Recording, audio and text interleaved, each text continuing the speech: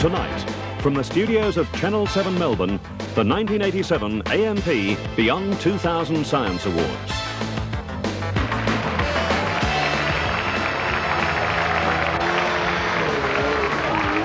From entrants around Australia, 35 finalists have been selected to represent their state.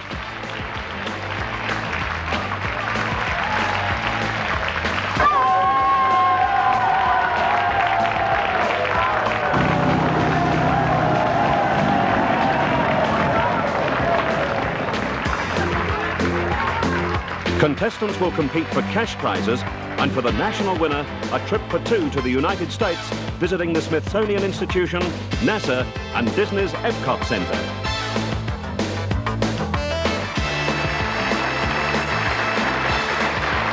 Your hosts for tonight, Carmel Travers and Ian Finlay. Good evening and welcome to this, the second annual AMP Beyond 2000 Science Awards. This year we've added two new categories to the awards. The junior category has revealed a wealth of talent and ingenuity from our under 14-year-olds, and the group category proves that often two heads can be better than one. First up, the finalists for the National Junior Award. But just before that, Carmel, I believe you've got a little junior award on the way as well. Yes, in case it's not obvious enough, mine arrives in about 7 weeks' time. The best prize I think the world's got to offer. Terrific, and it'll be about 12 by the time we get to the year 2000. That's right. Well done, yes. Anyway, so now on to the junior category, and remember, all of the contestants in this category are under 14 years of age. This should brighten up your morning. When I saw my dad trying to open the newspaper, he kept swearing and everything. So Lindley Kennedy of Western Australia's brightly coloured wrapping ended her father's frustration at trying to find the edge of a roll of glad wrap around the morning paper. Lindley, at 9½, our youngest entrant, painted stripes around the plastic wrap, making the edge easy to find. A simple solution to a sticky problem, and one which could brighten up the morning's news. Right. So this is it. You painted it like that? Yes. Well, that's a great idea. The awesome power of a hurricane has been tamed and put inside a glass box. Shane Fernanda has mastered the weather.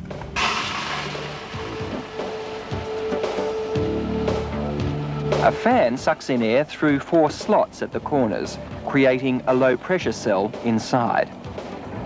These currents force the rising steam to spin, and hey presto, you've generated a hurricane in a box.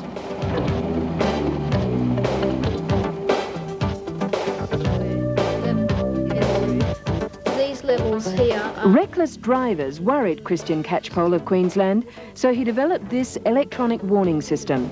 And then if you're driving along and you brake hard, it will give you a warning, tell you not to do it again. Right. The alarm, which adheres to the roof of the car, will also react to sudden bursts of acceleration and sharp cornering.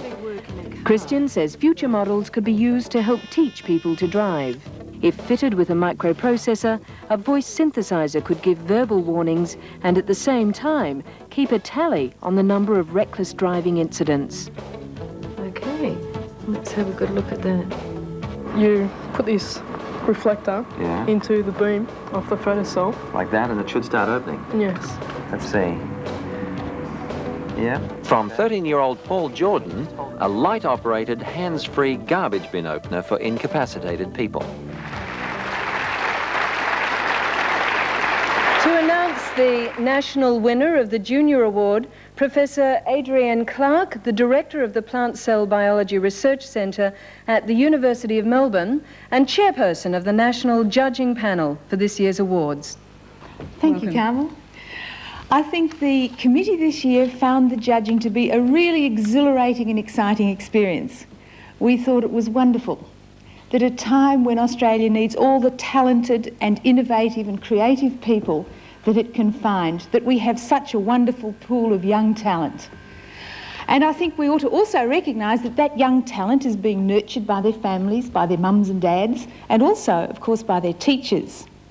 And I would like to recognise especially Mr. Robert Morton's contribution He is the chairman of the Science Teachers Association of Australia, and I think it's fair to say that without his drive and without his vision, we wouldn't be here tonight. The Junior Award winner for this year is Christian Catchpole. Christian's entry was the electronic monitoring device for safer driving. Congratulations, you've done wonderfully well. This is your award.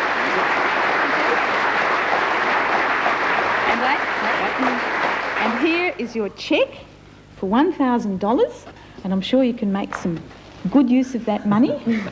And could I say that I'd like to be first to place an order. What was the inspiration for the award? Is there a particularly reckless driver around that you know? Well, I know a couple, but... Are you not prepared to name them? No, they just gave me the inspiration. Okay, congratulations anyway, Christian. Yeah. Well done.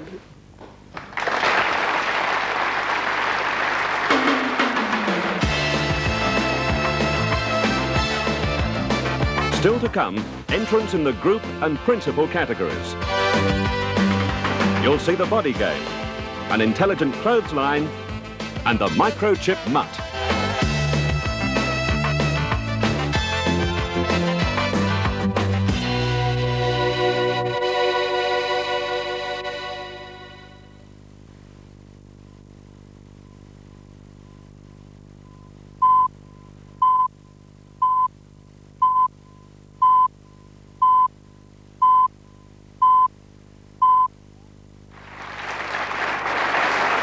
Welcome back.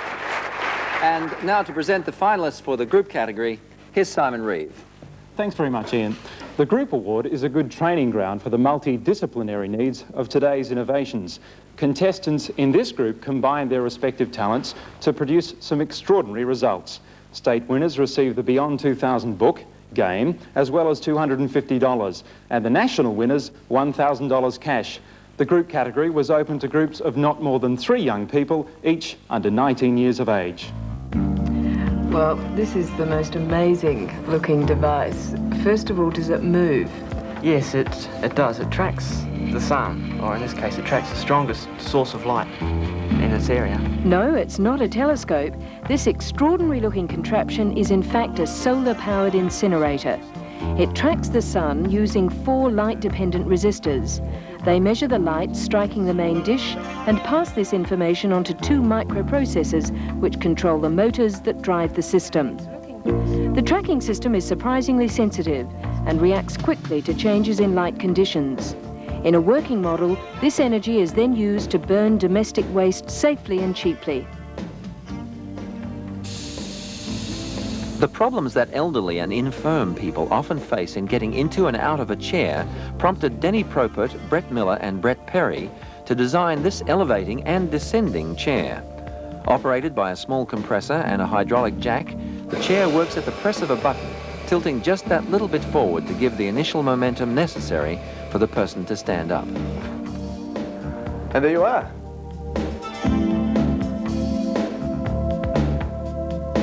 The cold nights of the ACT inspired finalists Isabel Sertolanges and Paul Munger. Together they developed an optical frost detector that warns of frost danger to plants and crops. During the night it periodically checks a glass plate with a light beam. If a frost is settled, the light can't pass through and a remote alarm is triggered. So if they get a surprise frost, they'll know it's coming. Especially here in Canberra, yes. Victorian winners Joe Catania and Ronald Azzopardi developed a design for a weatherproof greenhouse. Well, it took us about 110 hours to make, in our spare time. The system uses a solar-powered fan to extract warm air during the day and store it in a charcoal heat bank. As the outside temperature drops, it's recirculated back to the greenhouse, saving the plants from a chilly night.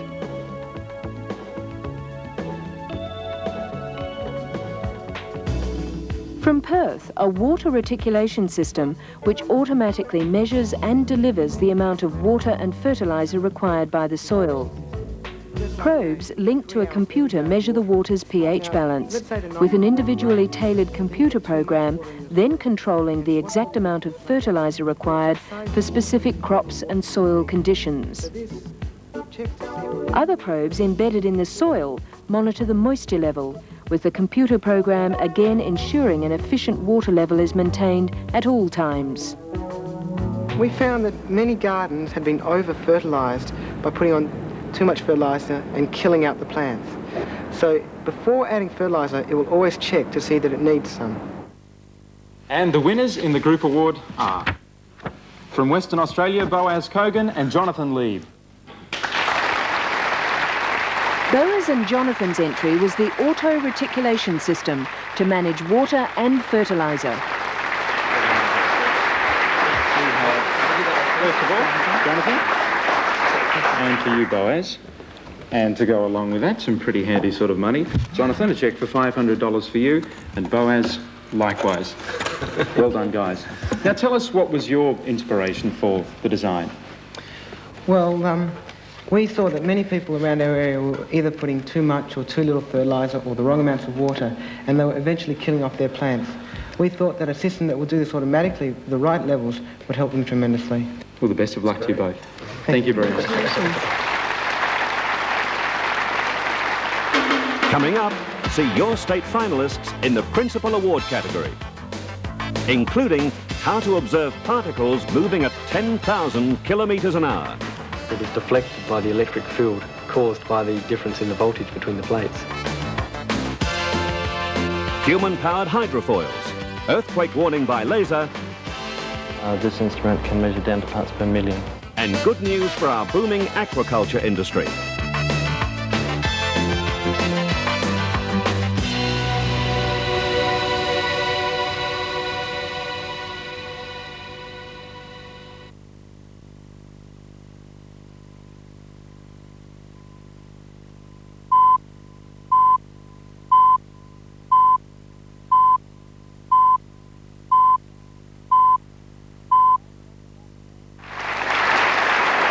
Well, welcome back again, and here's Simon Nash. Thanks, Ian.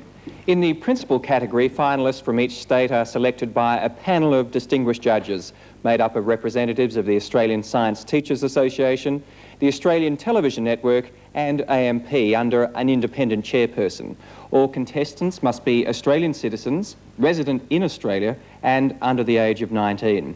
State finalists receive $100 and the state or territory winner receives $500 cash and is then in the running for the trip to the United States.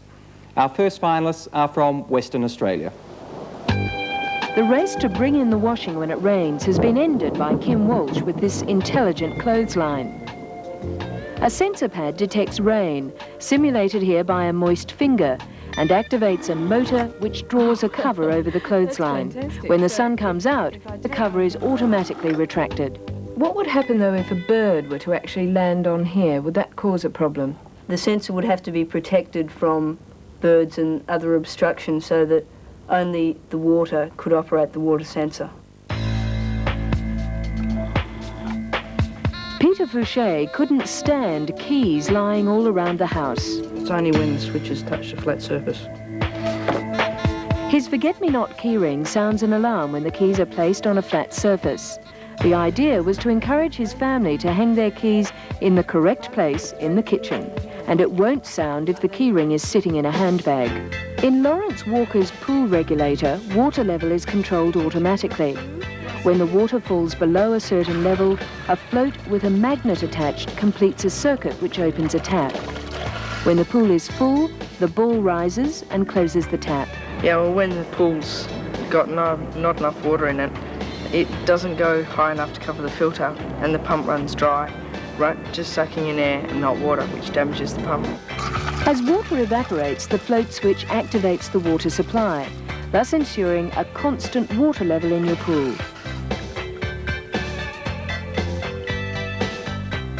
And the winner from Western Australia is Kim Walsh.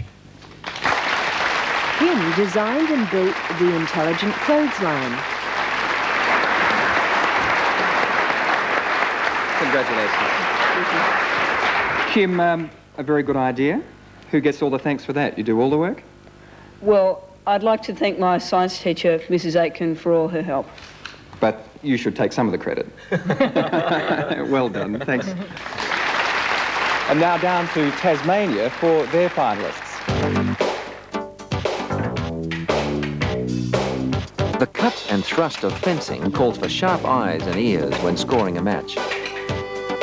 Individual hits are noted and added to the appropriate fencer's score by the referee. With conventional electronic scoring, the process of acknowledging the hit and adjusting the scoreboard are separate functions. Andrew Johns has combined the two processes into one unit. It also covers both the foil and épée fencing disciplines. In épée, an off-target hit automatically registers a point to the opponent. It's modular, contains both the recognisation of the hits and the scoring. Other ones just do them separately. That's correct, yes. Yeah. So what do you feel of the applications for it? Are they fairly wide, I mean internationally? Well, at the moment this device is going to go to the school, and from there people hopefully will see it and perhaps ask for one and require one, and things could go from there, yes. Andrew's invention is right on target with scores as close as this. That's terrific. Okay, so what do we got here? A tour of the human body is promised by Annette King in a new board game that makes biology fun. Where'd you get the idea for the game? I got the idea, I didn't really like biology and I wanted to find a fun way of doing it, so I invented the body game. Contestants start at the right cerebral hemisphere and enter a race to the heart. Along the way, there are opportunities to learn or be penalised. Into the bloodstream. Go back 8 places. Oh, thanks. Well, I might be losing, but Annette could have a real winner in the body game. And the Tasmanian winner is Andrew John. Andrew's invention, the electronic fencing scorer. Well done, Andrew. Congratulations. Fabulous idea. Do you fence yourself? No, I've actually never fenced in my life, so it's the idea came from the school. The fencing club required the device and provided a good opportunity for me to do something, and things went from there. So a hard gun inventor? Yes. Congratulations. Thank you Come very back much. again. Well done. So let's meet the Victorian state finalists. Our first Victorian finalist, Stephen Woolcock, turned an ordinary bicycle into a human-powered hydrofoil. Instead of wheels, there's a propeller. Most computers can't work and print at the same time, but with Andrew Conway's buffer, the computer is free to get on with its calculations while printing goes ahead. Cameron Spencer turned a commercial laser into a highly sensitive seismograph, which measures minute vibrations at the Earth's surface. What's this? A computer canine, and no house training necessary. Sophisticated electronics become Declan Trail's best friend. Nicholas Moore created a computer software system that allows disabled people to use the telephone. Just by blowing, you can call from a range of frequently used numbers. And the Victorian winner is Declan Trail. Declan's canine is a well-trained beast. Its central computer can be programmed to perform a number of different tasks, making it an excellent aid for introducing computers to young people. I like the appearance of the canine robot dog, which I saw on Doctor Who, so I decided to copy the same model design, just for the outward appearance. So how does Canine respond to its orders? Well, you program in through the keyboard on the back there. He'll actually go and do it then, follow your instructions. If you wanted to stop halfway, you just press the any button on the back and he'll pause until you press the button again. He says what he's doing as he's doing it. Like if you tell him to go forwards, he'll say he's going forwards. It's got a couple of other functions in the head just for effect, like the ears go round and the nose goes in and out. Inside Canine, there's a combination of several separate processors and motors. Getting them to coordinate took Declan more than a year of design work.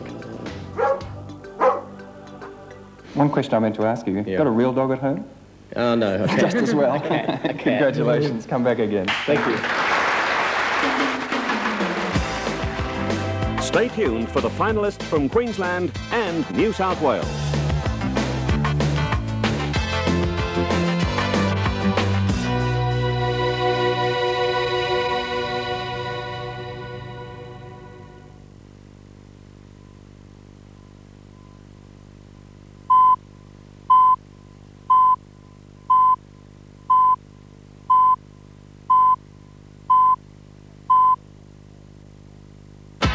Shortly, we'll have some more state finalists. But first, we'd like to announce a new award, the Beyond 2000 Achievement Award, which is decided by the reporters of Beyond 2000. Beyond 2000 has a unique appeal to young people, and we felt that this year it would be appropriate that the Achievement Award was given to someone involved in the promotion of scientific interest amongst Australia's youth. As Australia reaches its 200th birthday, it's well acknowledged that if we're to compete and prosper as a nation into the 21st century, we must be able to hold our own in an increasingly technological world. Undoubtedly, this direction must be nurtured at school level. The winner of this year's Achievement Award has, we believe, made an outstanding contribution to the promotion and understanding of science and technology amongst Australian youth.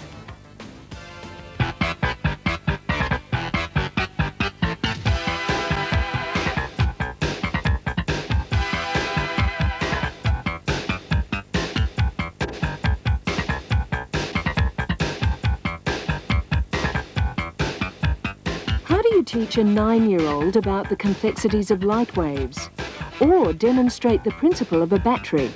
Simple. Take away the blackboard and chalk and turn it all into a hands-on experience. 7 years ago, the Ainslie Public School in Canberra became Questacon Science Centre, a scientific playground where don't touch signs are banned. Questacon is a success story. The challenge was met to demystify science and make it stimulating and accessible to young people. The popularity of the centre and its travelling version, the Science Circus, gave birth to the National Science and Technology Centre. Located in Canberra's Parliamentary Triangle, the $19 million building should be opened late next year.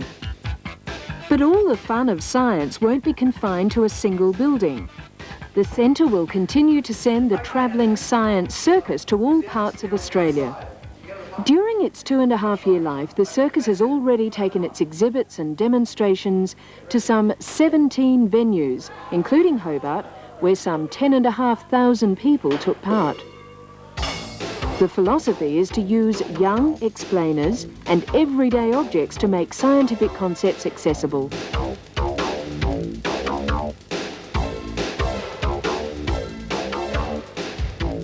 The pioneer of this work and the director of Questacon and the National Science and Technology Centre is our Achievement Award winner. Ladies and gentlemen, Dr. Michael Gore.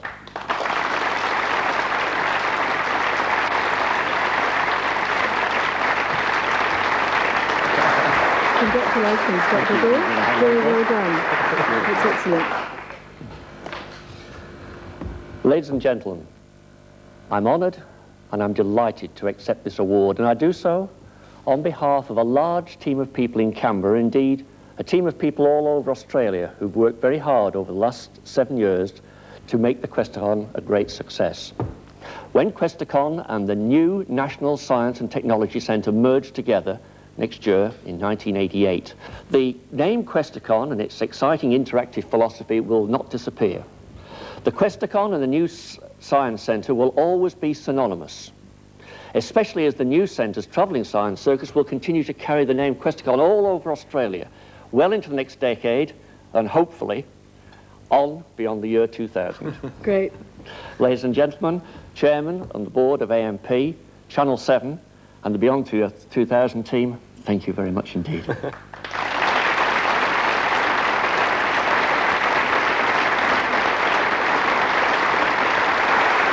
And now to some more achievers, the finalists for New South Wales. 14-year-old Tanya Conroy came up with an automatic alarm system to deter bag snatchers.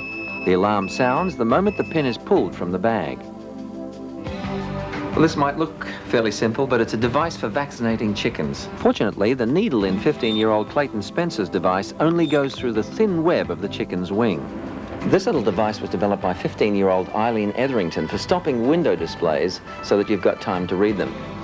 The switch is a proximity sensor behind the glass. 15-year-old Dean Crozier thought up this mechanism for providing additional traction for trucks by turning unpowered wheels into drive wheels. This filter system to remove toxic fumes from the smokestacks of coal refineries, devised by 16-year-old Joseph Livonian, is aimed at reducing the incidence of acid rain. And the winner for New South Wales is Dean Crozier. Well, Dean's device is actually like an external cog that will lock between the drive wheels and the non-drive wheels at the back of the truck. Yeah, well, as he's driving along, it'll always be up like this, clear of the wheels. So how would you work it? We just engage it with a some kind of lever in the cab of the truck, and that would operate the hydraulics and lower that down. And that would set the whole thing in operation? Yep. So when would you use it? When would you want to use it? Well, if you got into a bog or a steep driveway where the drive axle's lifted off the ground. Well, that's, I guess, for trucks that have what they call a lazy axle. That's an axle which isn't actually driving the wheel around. So let's have a go. This would be the drive wheel, wouldn't it, if that was the front of the truck? Oh yeah, I see. So that sort of turns it around. An operating system would have more cogs on the wheel and be considerably cheaper than existing systems that are built into the truck's differential.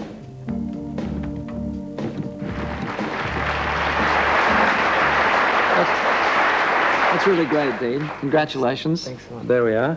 I believe that you got the idea for all this because your father runs a trucking business, or has got some trucks anyway. Yeah, I saw some trucks getting bogged, and that just helped me come up with the idea. And do you think they'll eventually get fitted onto some of the trucks around where you are? Do people see them?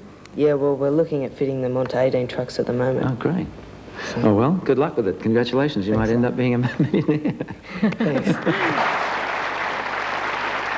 Hi, I'm Chris Ardle-Guinness, and we're over here in Vancouver in Canada in the middle of the night shooting a story about a new concept in building lighting. So I'm sorry I can't be there tonight, but congratulations to Dean Crozier for his truck drive system. I thought it was a great idea. I was one of the New South Wales judges, and I was really impressed with the quality and quantity of entries, which is a really good sign for the Science Awards of the future. But in the meantime, congratulations again to Dean and to all the other state finalists. The very best of luck, and see you next year. Thanks a lot, Chris. And now we're going to take a look at the Queensland finalists. Solar-powered transport is the way of the future, according to Paul de Souza Rock. To prove it, he designed and built this 16-geared vehicle. Oh, it's a great feeling of satisfaction. The vehicle can travel 160 kilometres without recharging its batteries. The life of your brake or clutch cables could be extended with Celia Broad's invention. It uses an oil-filled canister and air from a bicycle pump to force lubricate the cables. Bending the mast to decrease sail volume on racing dinghies requires either beaching or climbing the mast, but Kieran Matthews' mast spreader gives him a cutting edge. Controlling the sea is as old as King Canute, but Michael Napier's been more successful.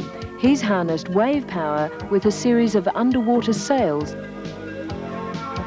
Luke Skywalker, watch out.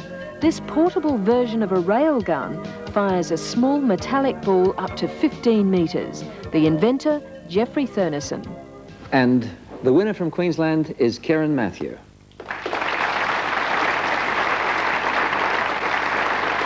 Beyond 2000 has reported on the increasing role of technology in 12-metre sailing. But Kieran, a finalist in last year's awards, lamented the technology wasn't available at dinghy class level. His model represents a new system to stress spreaders whilst sailing. In light winds, where greater sail volume is required, the mast is in an upright position. When wind strength increases, sail volume must be diminished by bending the mast back. Traditionally achieved by climbing the mast or even beaching the craft, Kieran's system uses ropes that pull wires across a worm screw that either stress or release the mast spreader. It'll adjust both spreaders at the same time in a matter of seconds. And that's never been possible before? People have tried it before, but I don't think it's ever worked. Am I looking at another budding Ben Lexon then? Oh, maybe, who knows. Okay. Congratulations. Yeah, thanks a lot. There we are. I gather this came from some frustrations that you experienced on your own boating. Yeah, well, one year, or actually last year, I was sailing at Gippsland Lakes in Victoria, and down there, the wind changes, nearly as often as you blink, and so I thought, well, you got to out in the water you can't sort of climb the mast and adjust your spreaders, so well, why not, you know, sort of adjust them while you're sailing. So, you know, it's a real pain. And actually, the name of the town we're sailing from is called Painesville, so an appropriate name, I feel. Yeah. That's great anyway. Congratulations, Yeah, Kieran. Good luck with it. It's a terrific idea.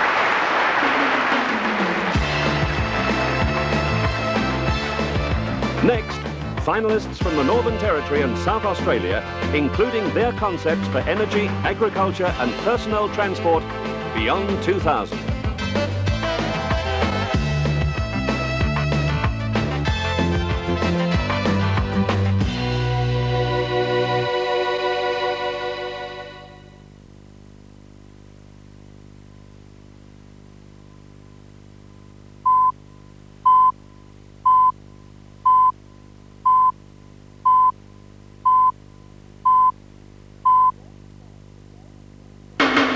Welcome back to the AMP Beyond 2000 Science Awards, and welcome to Amanda Keller. Thank you, Carmel. Well, contestants this year came not only from the major cities, but from many isolated and rural communities as well. Innovation in the outback, as I've discovered on many filming assignments, is often prompted by necessity. Here's Chris with the Northern Territory finalists.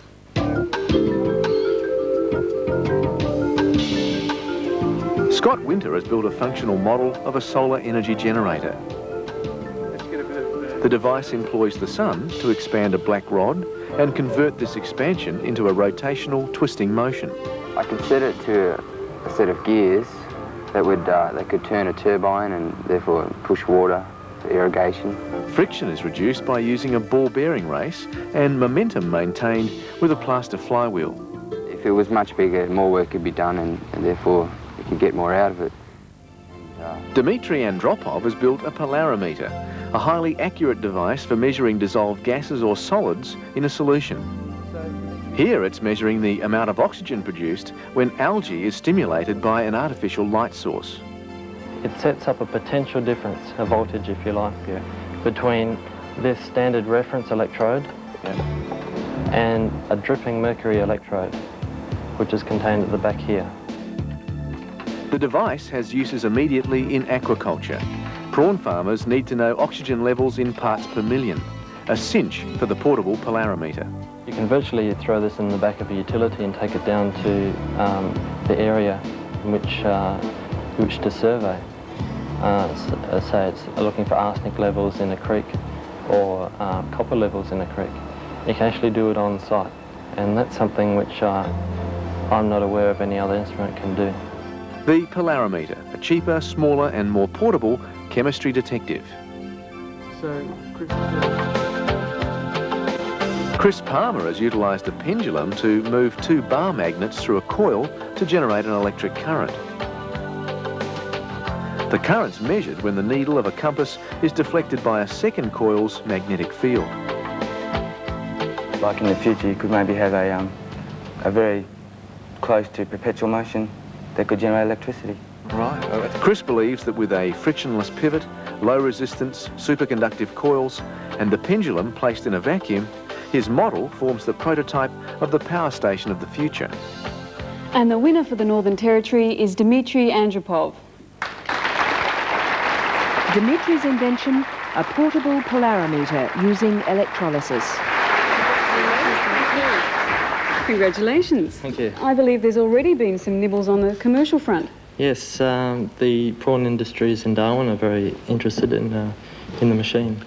It can also measure other dissolved ions in solution, not only oxygen, and oxygen is used for the prawn industries. I'd also like to thank, while I'm here, the Darwin Institute of Technology for their support, the electronic department and the applied science department, and also there's a lot of people, there's about 8, but also CIG, the manager of CIG in Darwin. Thank you, Dmitry. And now to the South Australian finalists. Matthew Smith, our first South Australian finalist, envisages the return of large-scale airships and sees his prototype dirigible as a viable means of cargo and personnel transport. Well, the whole idea behind it when I made it was to try and create a form of transport which is pollution-free, noise-free, it uses no fuel, It just uses the solar cells. It is reasonably quick and efficient. This is a proton. It is deflected twice as much as the alpha particle because the alpha particle has twice the mass. Andrew Way has developed a computer program that can watch the antics of a charged particle in an electric field. It simulates the type of deflection a particle receives from a cathode ray gun in your television screen. It took me 2 years of physics, year 11 and year 12, to gain the understanding of the electric plates and the relationships between those and the charges. But with my knowledge of computers, I was able to merge the two and produce this program. The software will allow students to conduct experiments previously in the province of theoretical physics. Meanwhile, Danny Bertossa has conceived an intelligent water conservation device regulated by evaporation. A measured percentage drips into the tray, shutting the valve by its own weight. But does Danny's system waste water like some commercially available clockwork devices? No, because the rain would fall into the tray, making it heavy, and the water would cut off. It takes all the natural conditions into consideration. And the winner for South Australia is Andrew Way. Andrew's award was for his prowess as a computer software writer. Congratulations. You've obviously aimed your invention at the classroom. How exactly does it help the students? Well, the situation that I am simulating is difficult, if not impossible, to create in the lab, because the metal plates and the charges that we use and the voltages and so on are difficult to even get in the lab on their own. Plus, the particles are moving at such high speeds, like 10,000 kilometres per hour, that they aren't very visible to us. Oh, congratulations. Has your school bought one? No, but I hope they will. Thank you. Congratulations. Shortly, we'll discover the national winner for 1987. But first, whatever happened to last year's finalists? David Lee was the national winner last year. With a 3D TV system he designed and built. His major prize was a trip to the United States to visit the John F. Kennedy Space Center and the Smithsonian Institution. The 3D movie Captain EO, starring Michael Jackson, was of special interest to David. He was made an honorary citizen of Walt Disney World before taking a glimpse at the future at the Epcot Center. When you put your hand in hole like this, it turns the tap on. Chris Palmer, Northern Territory finalist last year, has progressed from model to marketing with his hygienic, easy tap. That's a very impressive portfolio you've got there. Market research indicates potential sales of some 256,000 units and a $12 million turnover. Already, Darwin Hospital has asked for 6 of Chris's taps. So we can test them and make sure they're marketable. David Mitchell's entry last year was a pattern recognition robot. It actually makes a decision whether the shape is a square or not a square. His contribution to artificial intelligence has been placed on display at Sydney's Powerhouse Museum. The robot was handed over to the museum by the Honourable Barry Jones, who announced the national winner at last year's awards.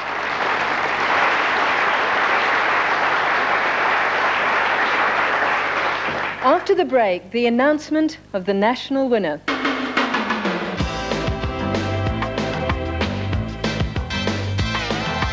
Next, we'll find out which of these young innovators takes the trip of their lifetime.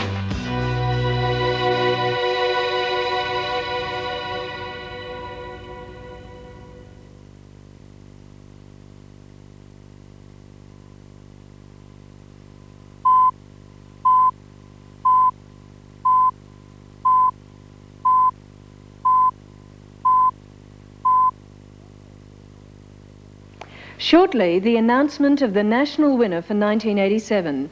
The finalists are... From Western Australia, Kim Walsh's automatic clothesline cover. The electronic fencing scorer invented by Andrew Johns represents Tasmania. From Victoria, man's best friend meets the microchip. Declan Trail's robotic dog, K9.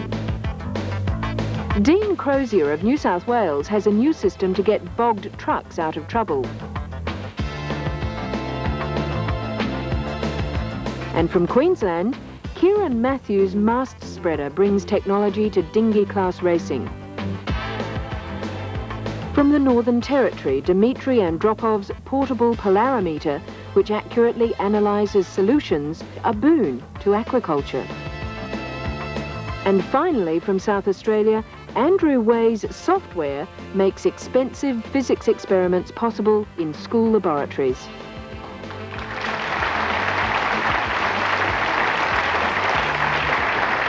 Just before we come to the big part of the evening, there are a couple of things I wanted to mention. This second year of the Science Awards has attracted a record number of entries, and they've been of an even higher standard than they were last year. The quantity and quality of these entries makes this award night a unique and prestigious television presentation. The awards have been made possible by the successful collaboration of the Australian Science Teachers Association, who do most of the grassroots work in promoting the awards in schools around Australia, the Australian Television Network, the Beyond 2000 program, and the staff at AMP branches right around Australia. Clearly, without the substantial financial support provided by the AMP, the awards would not be possible. So, on that note, to present the National Award for 1987, I have great pleasure in introducing the Managing Director of AMP, Mr. Ian Stanwell.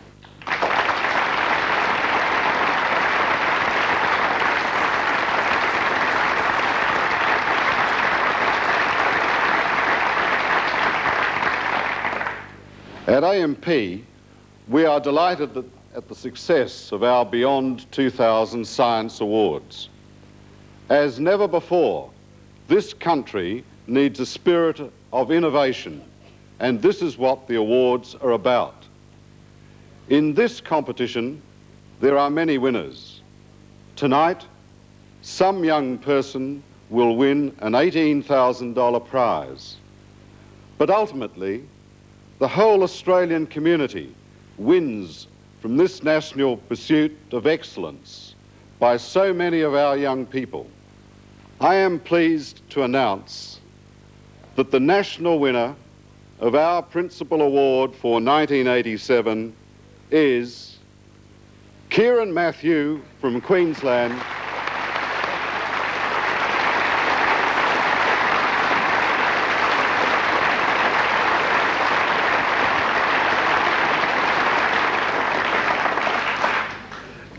Kieran, your adjustable mast spreader is innovative, it is practical, and has good scientific and technological content.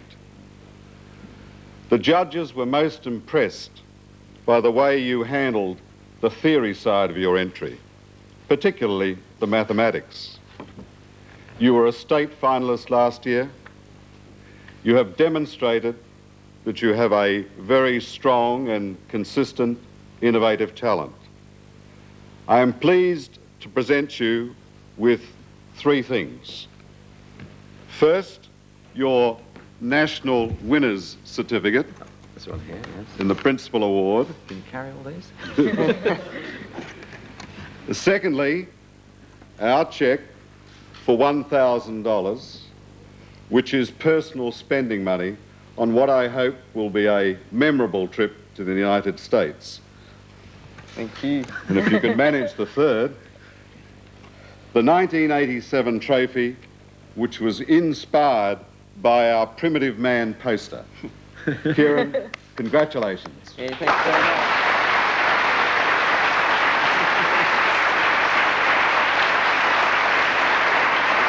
Kieran, I wanted to ask you, we talked about it before, you said it's something that frustrated you to inspire you to get it, but do you think it's the sort of thing that has real application in other small boats? Well, yes, I really think it's a viable product because around the world, and in Australia too, there are thousands, probably hundreds of thousands of racing dinghies, trailer sailors, which it could be adapted to, and it wouldn't be hard. All it needs is a little bit of research and development, and it'd be on its way. So that's what you're going to do over the next few years. Try, give it a go. Congratulations anyway. Thanks. From all of us. Yep. Terrific.